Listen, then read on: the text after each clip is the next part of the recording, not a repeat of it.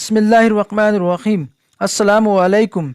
Welcome back our YouTube channel Free Class by Imran Sir, a way of learning. हमारे YouTube channel free class by Imran sir में आप सभी का खैर मख्तम है। प्यारे बच्चों, आज हम जमात दहम के साइंस और टेक्नोलॉजी हिस्सा अव्वल के अशकाल और खाकों पर मबनी सवालात के जवाबात का मुताला करेंगे। तो आइए हम अशकाल व खाकों पर मबनी सवालात का मुताला करते हैं। दी गई शक्ल का मुशाहिदा कीजिए और इन्हिराफ नूर के क़वानीन बयान कीजिए। इन्हिराफ नूर का पहला क़ानून शुआए वक़ू और शुआए मुनहरिफ़ा उमूद की मुखालिफ जानिब होते हैं। दूसरा, शुआए वक़ू और शुआए मुनहरिफ़ा और उमूद ये तीनों एक ही मुस्तवी में वाक़ होते हैं। तीसरा, साइन आए और साइन आर की निस्बत का तनासुब मुस्तकिल होता है। साइन आए बटे साइन आर मसावी मुस्तकिल मसावी है यन। दर्ज बाला अशकाल का मुशाहिदा कीजिए और मुख्तलिफ वास्तों में नूर के इन्हिराफ की वजाहत कीजिए। पहली शक्ल जिसकी वजाहत है, पहला, जब नूर की शुआ लतीफ़ वास्ते से कसीफ वास्ते में दाखिल होती है तब उमूद की जानिब झुकती है।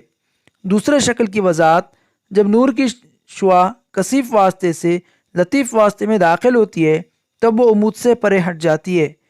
तीसरे शक्ल की वजाहत है, अगर नूर की शुआ एक वास्ते से दूसरे वास्ते में दाखिल होते वक्त उमूद ही दाखिल हो तो इसमें इन्हिराफ नहीं होता। दी गई शक्ल से नूर का कौन सा अमल ज़ाहिर होता है, इसकी तारीफ़ लिखिए। हमें शक्ल मंशूर की दी गई है। मंशूर में रोशनी की सफ़ेद शुआ दाखिल होती है और वो 7 रंगों में बिखरती है, ये 7 रंगों में फैलती है, इसे तैफ कहते हैं। किसी भी मादी वास्ते में नूर का अपने जुज़वी रंगों में अलहदा होना नूर का बिखरना कहलाता है। इन 7 रंगों में किस रंग की शुआ का झुकाव सबसे कम है? सुर्ख शुआ का झुकाव सबसे कम है। इन 7 रंगों में किस रंग की शुआ का झुकाव सबसे ज़्यादा है? बनफशी रंग की शुआ का झुकाव सबसे ज़्यादा है। अब हमें 3 शुआए खाके दिए गए हैं। इन 3 शुआए खाकों का मुशाहिदा करना है और हमें मिलने वाले अक्स का शुआए खाका बनाने के उसूल लिखना है। दर्ज बाला अशकाल का मुशाहिदा कीजिए और मुहद्दिब अदसे के ज़रिए मिलने वाले अक्स का शुआए खाका बनाने के उसूल लिखिए। पहला उसूल है, अगर शुआए वक़ू महवर ख़ास के मुतवाज़ी हो तो शुआए मुनहरिफ़ा नुक़्ते मासिका से गुज़रती है। उसूल नंबर 2 है, जो दूसरी शक्ल में वजाहत होती है, अगर शुआए वक़ू नुक़्ते मासिका से गुज़रती है तो शुआए मुनहरिफ़ा महवर ख़ास के मुतवाज़ी होती है। तीसरा उसूल, जो तीसरे शक्ल की वजाहत करता है, अगर शुआए वक़ू अदसे के नूरी मरकज़ से गुज़रे तो इन्हिराफ नहीं होता। अब हमें इंसानी आँख की शक्ल दी हुई है। इंसानी आँख के मुख्तलिफ हिस्सों के नाम लिखना है और शक्ल का मुशाहिदा करना है और शक्ल का मुशाहिदा करके दिए गए सवालों के जवाबात लिखना है। दी गई इंसानी आँख की शक्ल का मुशाहिदा कीजिए और झेल के सवालों के जवाब लिखिए। पहला, खरनिया किसे कहते हैं? इंसानी आँख पर एक इंतहाई पतली शिफाफ झिल्ली होती है, इसे खरनिया कहते हैं। दूसरा, खजिया से क्या मुराद है? खरनिया के पीछे गहरे रंग का उजलाती पर्दा होता है, इसे खजिया कहते हैं। तीसरा, पर्दे शिपकिया पर किस किस्म का अक्स हासिल होता है?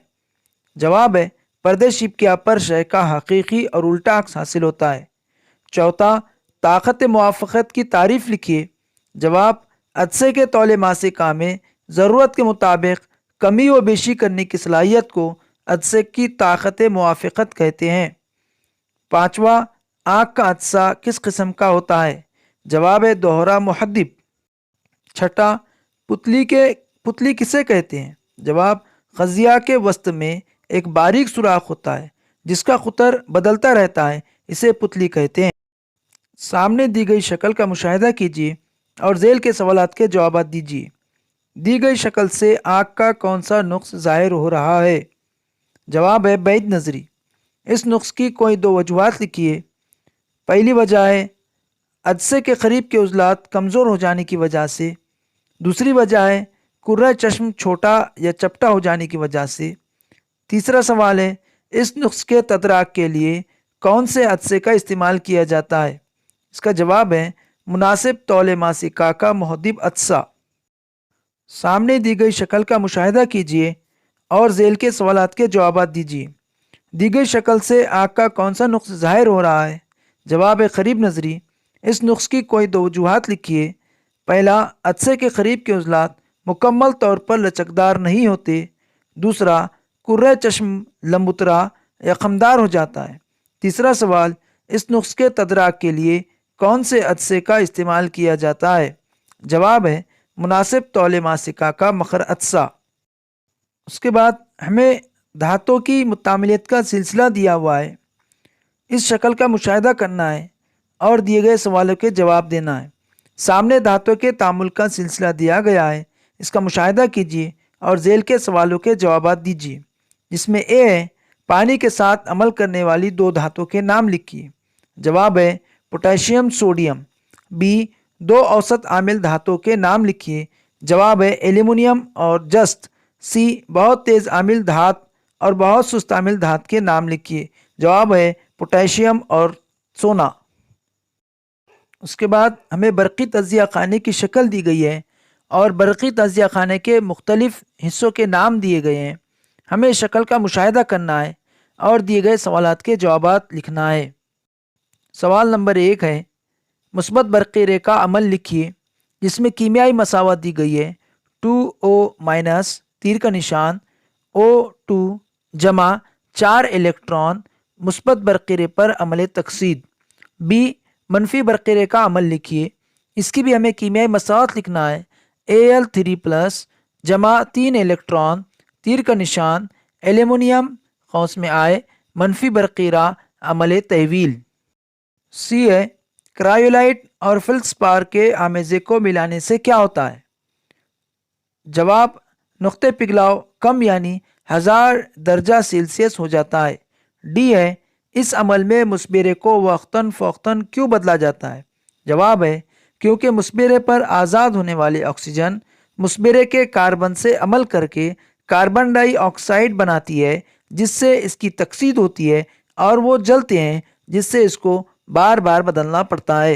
ای، ایلومینیم کی کچ دھات کا نام لکھیے۔ جواب ہے باکسائٹ۔ ایلومینیم کی کچ دھات باکسائٹ ہے۔ اس کے بعد درج بالا شکل کس عمل کو ظاہر کرتی ہے؟ جواب ہے تھرمٹ ویلڈنگ۔ اس کا استعمال خاص طور پر کہاں کیا جاتا ہے؟ ریل کی پٹریوں کو جوڑنے کے لیے اس کا استعمال کیا جاتا ہے۔ اب یہاں پر ہمیں 3 اشکال دیے گئے ہیں، جس میں پہلا زنگ آلود زنجیر کی شکل دی گئی ہے، دوسرا سیاہی مائل برتن کی شکل دی گئی ہے، اور تیسرا سبزی مائل جو مورتی ہے اس کی شکل دی گئی ہے۔ درج بالا اشکال میں اشیاء کے رنگ کی تبدیلی کی وجہ لکھیے۔ اس کا وضاحت ہے لوہا نم ہوا سے عمل کرتا ہے اور ایک سرخی مائل تہ سطح پر جم جاتی ہے، جسے زنگ کہتے ہیں۔ دوسرے کی وضاحت ہے ہوا میں کھلی رکھنے پر چاندی کی اشیاء کچھ عرصے بعد سیاہی مائل ہو جاتی ہے، کیونکہ چاندی ہوا کی ہائیڈروجن سلفائڈ کے ساتھ عمل کر کے سلور سلفائڈ بناتی ہے۔ مرطوب ہوا کی کاربن ڈائی آکسائڈ تانبے کے برتن کی سطح کے ساتھ عمل کر کے سبزی مائل کاپر کاربونیٹ بناتی ہے۔ اس کے بعد ہمیں برقی ملمہ کاری کی شکل دی گئی ہے۔ سوال ہے دی گئی شکل کس عمل کو ظاہر کرتی ہے؟ جواب ہے برقی ملمہ کاری۔ اس عمل کی وضاحت کیجیے۔ اس عمل میں تیز دھات پر برق پاشیدگی کے ذریعے سست عامل دھات کی تہ چڑھائی جاتی ہے۔ اگر ایلومینیم پر چاندی کی تہ چڑھانا ہو تو کس شے کو منفرہ اور کس شے کو بطور مثبرہ استعمال کرتے ہیں؟ تو یہاں پر جواب ہے بطور منفرہ ایلومینیم اور بطور مثبرہ چاندی کو استعمال کیا جاتا ہے۔